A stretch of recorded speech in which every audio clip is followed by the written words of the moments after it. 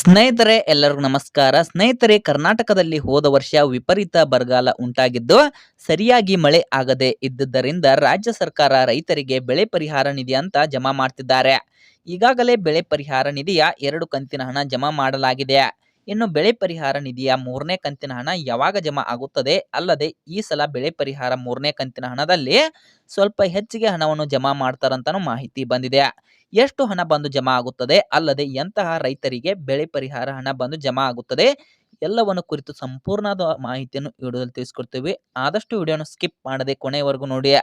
ಸ್ನೇಹಿತರೆ, ಹೋದ ವರ್ಷ ಬರಗಾಲ ಬಿದ್ದಿದ್ದರಿಂದ ಕರ್ನಾಟಕದ 224 ತಾಲೂಕುಗಳನ್ನು ಬರಪೀಡಿತ ಪ್ರದೇಶಗಳೆಂದು ಗುರುತಿಸಲಾಗಿತ್ತು.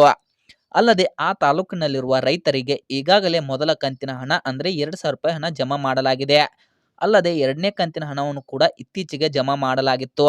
ಪ್ರಸ್ತುತ ಈಗ ಬೆಳೆ ಪರಿಹಾರ ನಿಧಿಯ 3ನೇ ಕಂತಿನ ಹಣ ಜಮಾ ಮಾಡ್ತಾರಂತ ಸ್ವತಃ ಸಿಎಂ ಸಿದ್ದರಾಮಯ್ಯನವರೇ ಸ್ಪಷ್ಟವಾದ ಮಾಹಿತಿಯನ್ನು ತಿಳಿಸಿಕೊಟ್ಟಿದ್ದಾರೆ. ಸ್ನೇಹಿತರೆ, ಇತ್ತೀಚೆಗೆ ಕರ್ನಾಟಕದಲ್ಲಿ ಬರ ಪೀಡಿತ ಪ್ರದೇಶಗಳೆಂದು ಗುರುತಿಸಲ್ಪಟ್ಟಿರುವ 224 ತಾಲೂಕುಗಳಲ್ಲಿರುವ 16 ಲಕ್ಷ ಕುಟುಂಬದ ರೈತರಿಗೆ ಈಗಾಗಲೇ 3ನೇ ಕಂತಿನ ಹಣ ಜಮಾ ಮಾಡಲಾಗಿದೆ. ಅಲ್ಲದೆ ಇನ್ನು ಯಾರಿಗೆ ಬೆಳೆ ಪರಿಹಾರ ನಿಧಿಯ ಹಣ ಜಮಾ ಆಗಿಲ್ಲ ಅವರಿಗೂ ಕೂಡ ಇನ್ನು 2-3 ದಿನಗಳಲ್ಲಿ ಎಲ್ಲರಿಗೂ ಜಮಾ ಮಾಡ್ತಾರಂತನೂ ಮಾಹಿತಿ ಬಂದಿದೆ. ಸ್ನೇಹಿತರೆ, 3ನೇ ಕಂತಿನ ಹಣ ಎಷ್ಟು ಜಮಾ ಮಾಡ್ತಾರಂದ್ರೆ ಎಲ್ಲ ರೈತರಿಗೂ 3,000 ರೂಪಾಯಿ ಹಣವನ್ನು ಬೆಳೆ ಪರಿಹಾರ ನಿಧಿಯ ಹಣವೊಂದು ಎಲ್ಲರ ಬ್ಯಾಂಕ್ ಖಾತೆಗಳಿಗೂ ಜಮಾ ಮಾಡಲಾಗುತ್ತಿದೆ.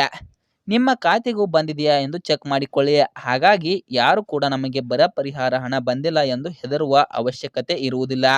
ಸ್ನೇಹಿತರೆ, ಇದರ ಬಗ್ಗೆ ಇನ್ನೂ ಹೆಚ್ಚಿನ ಮಾಹಿತಿ ನಿಮಗೆ ಬೇಕಾದರೆ ದಯವಿಟ್ಟು ನಿಮ್ಮ ಊರಿನ ಗ್ರಾಮ ಲೆಕ್ಕಿಗರನ್ನು ಭೇಟಿ ಮಾಡಿ. ಇದರ ಬಗ್ಗೆ ಇನ್ನೂ ಹೆಚ್ಚಿನ ಮಾಹಿತಿಯನ್ನು ಅವರು ತಿಳಿಸ್ಕೊಡ್ತಾರೆ ನಿಮಗೆ. ಸ್ನೇಹಿತರೆ, ಈ ಮಾಹಿತಿ ನಿಮಗೆ ಇಷ್ಟವಾಗಿದ್ದರೆ ಈ ವಿಡಿಯೋಗೊಂದು ಲೈಕ್ ಮಾಡಿ. ಇಂತಹ ಮತ್ತಷ್ಟು ಅಪ್ಡೇಟ್ಗಳಿಗಾಗಿ ದಯವಿಟ್ಟು ನಮ್ಮ ಚಾನಲನ್ನು ಸಬ್ಸ್ಕ್ರೈಬ್ ಮಾಡ್ಕೊಂಡು ಸಪೋರ್ಟ್ ಮಾಡಿ. ಲೈಕ್ ಮಾಡಿ, ಕಮೆಂಟ್ ಮಾಡಿ, ಹಾಗೆ ಶೇರ್ ಮಾಡಿ. ಮತ್ತೆ ಮುಂದಿನ ವಿಡಿಯೋದಲ್ಲಿ ಸಿಗೋಣ. ಅಲ್ಲಿಯವರೆಗೂ ಎಲ್ಲರಿಗೂ ಧನ್ಯವಾದಗಳು.